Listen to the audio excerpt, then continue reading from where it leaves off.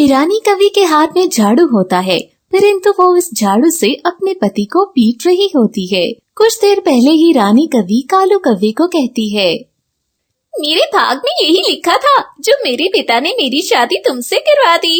मैं जिस दिन से ब्याह कर आई हूँ, मैंने एक दिन भी पेट भरकर भोजन नहीं किया। मेरे पिता ने तुम जैसे आलसी कव्वे से मेरी शादी करवा दी। परंतु ये सब सुनकर कालू कव्वा बहुत उदास हो जाता है। उसे अच्छा नहीं लगता जब ये तो रानी कवि को कहता है, तुम्हारा पेट नहीं, ये तो कुआं है। अगर पेट होता तो ये भर जाया करता, परंतु पता नहीं तुम्हारा भोजन कहाँ जाता है। मैं भी तो तुम्हारे साथ ही भोजन करता हूँ, परंतु तुम्हारा पेट ही नहीं भरता। रानी कवि को इतना सुनना था कि उसने तुरंत ही पास पड़ा झाड़ू उठा लिया और कालू कव्वे को मारने लगी। बस बहुत हो गया, अब यही देखना बाकी रह गया था। अब मैं अपना जीवन तुम्हारे साथ नहीं बिताऊंगा। मैं ये सहन नहीं कर सकता कि मेरी पत्नी मुझे झाड़ू से मारे। तुमने लड़ाई शुरू की है। अगर तुम ऐसी बात ना करते और अपनी गलती मान लेते तो मैं तुम्हें कभी ना मारती।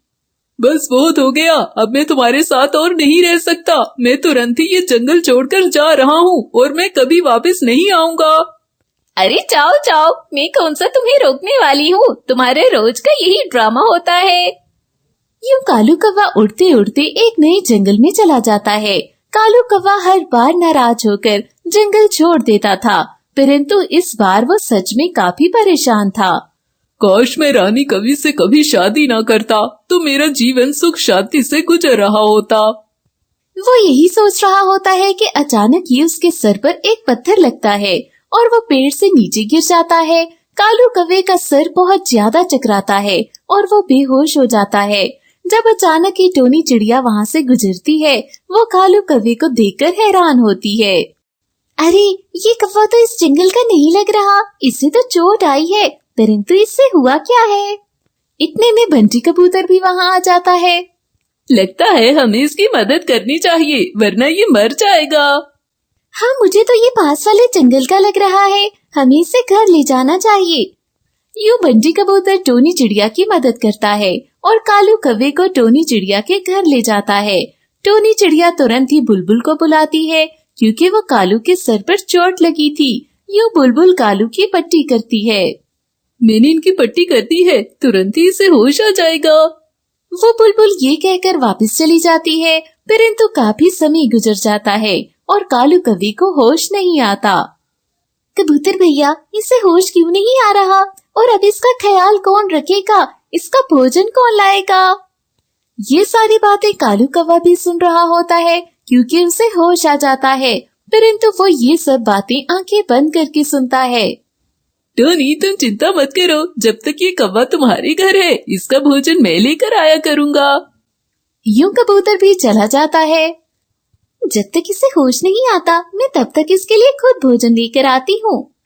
ये सोचते ही टोनी चिड़िया बाहर निकल जाती है।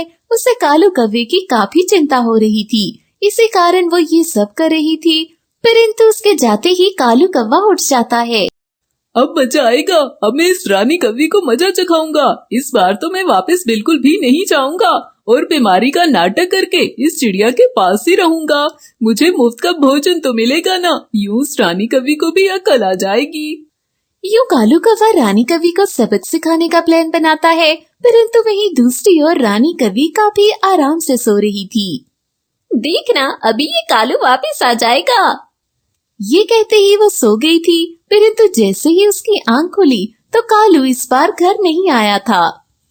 ये कैसे हो सकता है? आज कालू वापस क्यों नहीं आया? कहीं कालू सच में घर छोड़कर तो नहीं चला गया? वैसे भी इस बार तो वो कुछ ज्यादा ही नाराज था। मुझे भी इस पर ज्यादा ही गुस्सा आ गया था। काश उसे झाड़ू से ना मारती। रानी कवि को अब अफसोस होता है, परंतु सारी रात ऐसे ही बीत जाती है और कालू कव्वा वापस नहीं आता। अगले रोज तुरंत ही कालू कव्वा उठ जाता है। इस समय टोनी भी जाग गई होती है। वो कालू को उठते देखकर काफी सवाल पूछती है। देखो, तुम कौन हो? तुम एक कव्वे तो हो, परंतु तुम्हारा नाम क्या है? तुम इस जंगल के तो नहीं लगते। कौन कौवा? कहाँ का कौवा? मैं तो एक कबूतर हूँ। मैं अमरूद लेने जा रहा था, परंतु रास्ते में गिर गया था। मेरे अमरूद कहाँ हैं? मैं कबूतर हूँ, मुझे बदसूरत कौवा ना कहो, समझी?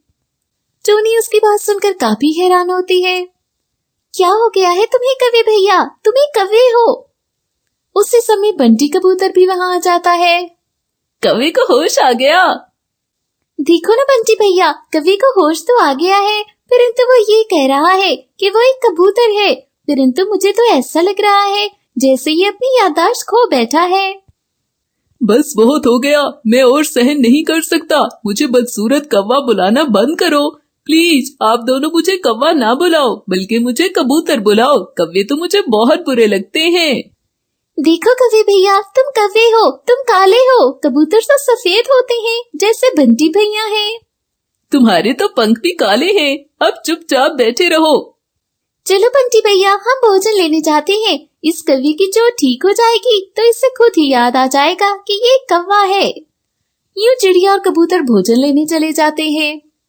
इसे तो मैं बताऊंगा, मेरे पंख को काला कहा, इसने अपनी आंखें नहीं देखी। गंदा कबूतर। परंतु अभी तो मुझे और भी ज्यादा नाटक करना है, वरना मैं इस कबूतर को जरूर सबक सिखाता। कालू ये कहते साथ ही सो जाता है। परंतु वहीं दूसरी ओर रानी कौवी कालू को हर जगह तलाश करती है, परंतु कालू उसे कहीं नहीं दिखता। उसी समय उसकी नजर मिट्टू पर जाती है। वो तुरंत ही मिट्टू के पास जाती है।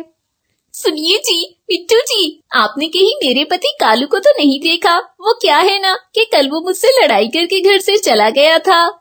नहीं रानी, मुझे तो तुम्हारा पति कहीं भी नजर नहीं आया। चलो हम इसे मिलकर ढूंढते हैं, क्या पता वो मिल जाए।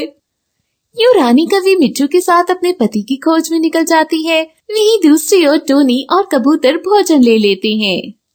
टोनी, तुम ये भोजन कालू कौवे को दे देना, और हाँ, बुलबुल से कहकर इसकी पट्टी भी तब्दील करवा देना। इसे कुछ समय बाद सब कुछ याद आ जाएगा कि वो एक कौवा है। यूं वो वापस चला जाएगा। हाँ, आप ठीक कह रहे हो कबूतर भैया। यूं वो दोनों वापस घरों को चले जाते हैं। टोनी घर जाकर कालू को भोजन देती है। कौवे भैया, ये लो भोजन, भोजन खाने से तुम तुरंत ठीक हो जाओगे। नहीं, मैं ये भोजन नहीं खाऊंगा। पहले मुझे कबूतर कहो, फिर ही मैं भोजन खाऊंगा। टोनी उसकी बात सुनकर उसे कबूतर कहती है। कालू तुरंत ही भोजन खाने लगता है। वो मन में यही सोचता है कि अच्छा हुआ जो उसने नाटक किया है। अब टोनी तो उसके नाटक को सच समझ रही थी। अचानक ही टोनी को ख्याल आता है जब वो कौवे से पूछती है, कौवे भैया, मेरा मतलब है कबूतर भैया, तुम्हारे परिवार में कौन कौन है? क्या तुम शादीशुदा हो? हाँ, मेरी शादी पिछले साल हुई थी, परंतु मेरी पत्नी मर गई है। मेरी पत्नी बिल्कुल भी अच्छी नहीं थी, इसीलिए अच्छा हुआ जो वो मुझे छोड़कर चली गई। वो मुझे बहुत मारती थी। अच्छा ये बताओ कि तुम कौन से जंगल से आए हो? क्या मतलब है तुम्हारा? मेरा तो यही घर है, मैं इसी घर में रहता हूँ।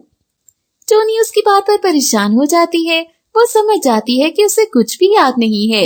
यूं दूसरी ओर मिट्टू और रानी कौवी भी उसी जंगल में आ जाते हैं। रानी कौवी की नजर बंटी कबूतर पर पड़ती है। वो तुरंत ही बंटी कबूतर के पास जाती है। कबूतर जी, प्लीज, क्या आपने मेरे पति को देखा है? मेरा पति बहुत आलसी था, मैंने उसे मारा तो वो घर छोड़कर भाग गया। हाँ हाँ, वो कौवा बीमार हो गया था, उसकी तो याददाश्त भी चली गई थी।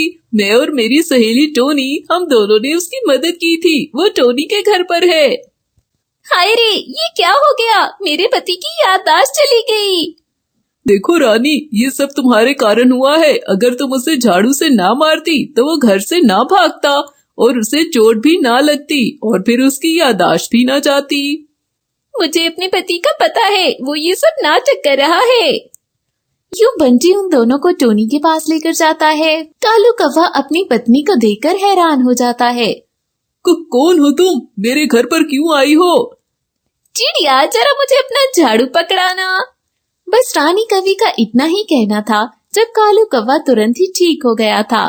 कालू कौवा चिड़िया से क्षमा मांगता है और उसे सब सच सच बता देता है।